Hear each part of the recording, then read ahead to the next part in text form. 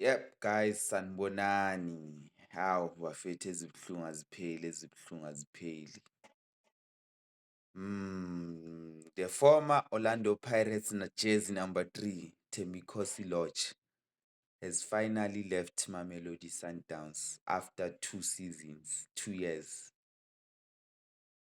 Yeah, bafethu, Lorch uhambile akena team okwamanje. Or usayinile i-team, but I think i-Kaizer Chiefs befanele ngabe imsnatchile. uLorch is a top player bafethu. If ungakhona ukuthatha abobani, aboMarco, aboNdlovu, then uye kuLorch bafethu. After i-Club World Cup performance bekangafitha grand kulapha ku-Kaizer Chiefs. Le side leliya bekangalidlala lela.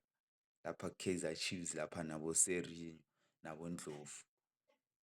Hayi, congratulation and siyawuthemba uzoya ethimini egrand and uzovela nakuBafana Bafana. Nyoso nyoso.